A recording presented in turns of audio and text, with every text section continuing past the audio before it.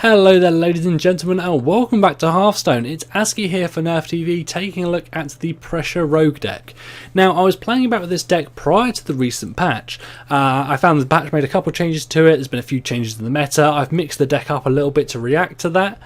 We have had to put a couple of expensive cards in here. Prior to this, it was a fairly cheap deck. It did contain Sylvanas, but she was easily exchangeable for a number of different minions. For example, you could swap her out and we could put in the Sunwalker, which is a taunt with Divine Shield, a very effective card. Basically it does the same sort of thing. It will trade for 2 minions. Sylvanas is a little bit better. She'll trade for a minion, but she'll also suck one of their minions across to your side of the board. But Sunwalker will work just as well if you don't want to have Sylvanas in here. We also had to put Ragnaros in here. Now Ragnaros is a fantastic card at the moment in the current meta, I think at least, because he makes a really good solid counter to things like the Giants. Now Giants are quite popular. They have 8 HP and Ragnaros is enough to just kill them straight out or deal the damage to the enemy hero. So it makes a solid finisher, but it also makes a good counter to Giants and stuff like that. Now, if the Giants come on the field a little bit too early, it can be a little bit more difficult to react with, but there are cards in this deck that can handle it and you can remove them fairly effectively. So let's go through it. Let's start back at the beginning and I'll run you through the entire deck and explain what's in there, and we'll come back to these legendaries again at the end.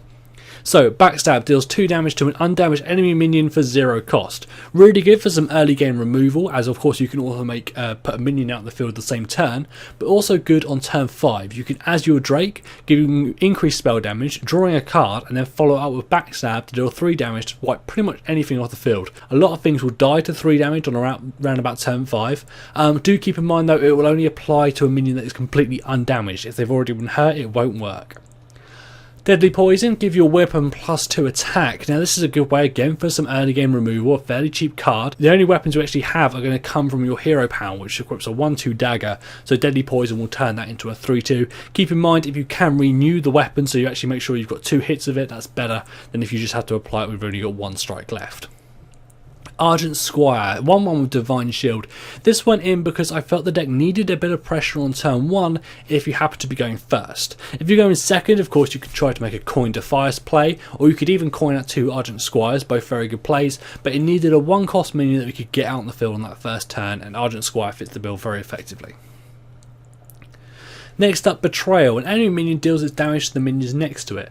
This came in mainly because of the current meta. It was in the deck beforehand, it's been taken out a couple of times, put back in a couple of times, but in the current meta these Giants are getting very popular. They often get played out as more than one on the field at once, and if they're next to each other you can use Betrayal to use one to kill the other, and that can be really effective. Eviscerate in here, that deals 2 damage normally, but if you can combo it, it deals 4 damage instead, so it's good for some early game removal by itself, or if you combo it in the later game, you can deal some serious damage with that. Defias Ringleader, I mentioned this a moment ago, obviously the fantastic combination of coining out Defias, very hard for most heroes to counter. A few people do tend to bring a little bit of AoE now in the early game that will counter it, so keep that in mind. Loot Hoarder, draw a card on Death Rattle, it's a 2/1. Now, I personally prefer the Loot Hoarder at the moment to the Novice Engineer. The Novice Engineer took a bit of a nerf recently. It used to be a 1/2, so it would survive against like a Mage's Fireballs, or a Rogue using its knife, or a Druid using its attack. It would be able to survive a couple of turns, so it gave some good value.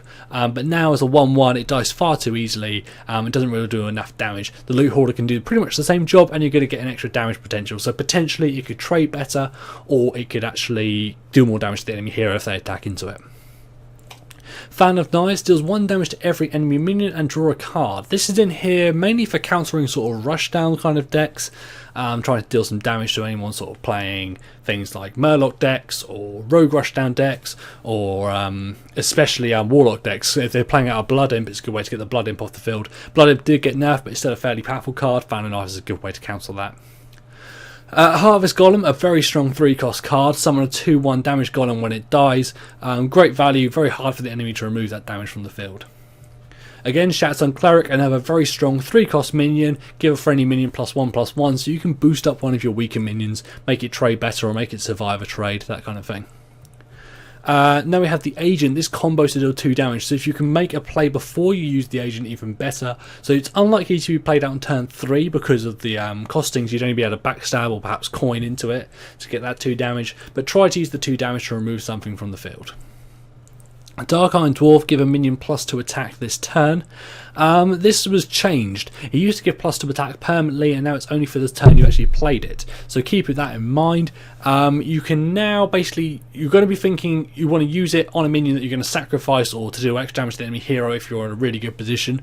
But normally you'd use it, for example, on like a loot hoarder or a Defiance ringleader minion or something like that, to suddenly up their damage to 4 before you sacrifice them, so you can get some better value out of them. You could, for example, Dark Iron Dwarf onto Defiance ringleader, and suddenly deals 4 damage, and you can follow up with an Eviscerate, you're doing 8 damage in total. Quite a good combination there. Defender of Argus, give adjacent minions +1/+1 and taunt. This came in here because I felt a little bit of taunt would be useful. It's a good way to buff up the Dark Iron Dwarf, the Azure Drake, make them a little bit more intimidating, and give yourself a little bit of defense into the latter half of the game. Azure Drake I just mentioned, spell damage +1, so obviously it works fairly well with Backstab, works well with Fan and Knife, so a good combination there. Also gives you some card draw and a fairly powerful minion out in the field. Argent Commander, you want to really use this minion to trade effectively. It has charge and a Divine Shield, so basically you can trade the Divine Shield to deal 4 damage onto an enemy minion. Quite useful for getting rid of things like giants or any sort of high HP minions. You can Argent Commander into them and attack them, and then follow up with an Eviscerate, or follow up with something like a Backstab first of all, and then hit them with the Argent Commander. You can deal some fairly offensive damage without actually sacrificing the minion completely. Its health got nuked a little while ago. It used to be at 3 HP, it's now at 2. It's a lot more susceptible to AoE. It's a lot more easily removed from the field now, so keep that in mind. Once its shield is gone, it's probably going to die on the next turn. Now we have our 2 legendary cards. So Sylvanas Windrunner, it had its cost up from 5 to 6. It's still a fairly effective card in my opinion.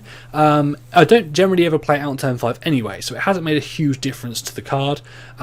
Basically when it dies, it will take control of an enemy minion. Now if it gets silenced, that's a bit of a shame, but you can still get a 5 damage minion out in the field, and that's not too bad at all. Ragnaros the Firelord is the final card. He is probably my favourite card in the meta of the game at the moment. Like I mentioned, he counters giants very effectively. He's very good against them. But he's also makes a fantastic finisher. So throughout this deck, you'll be dealing reasonable damage to the enemy hero. You've got enough removal and stuff that your minions are going to stay alive fairly well. They're going to trade fairly well. They get buffed up by the Shatsun Cleric. You've got some good damage, like initial damage spells and stuff like that, to get things cleared off the board.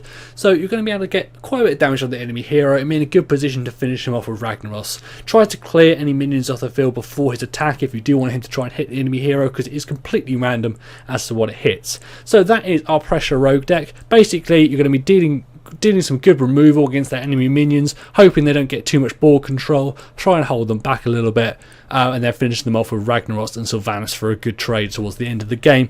It's a really solid deck. I mentioned before you can swap out Sylvanas for something along the lines of Sunwalker. Sunwalker works pretty much in the same way. You're going to get a trade for around about 2 minions most likely.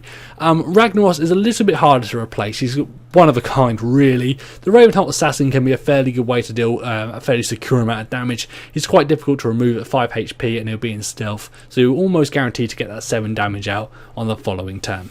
That is our Pressure Rogue deck. Hope you enjoyed this video. Let us know if you do test the deck out, and let us know if you can come up with any ways to improve it. I've been ASCII here for Nerf TV. Thank you for watching.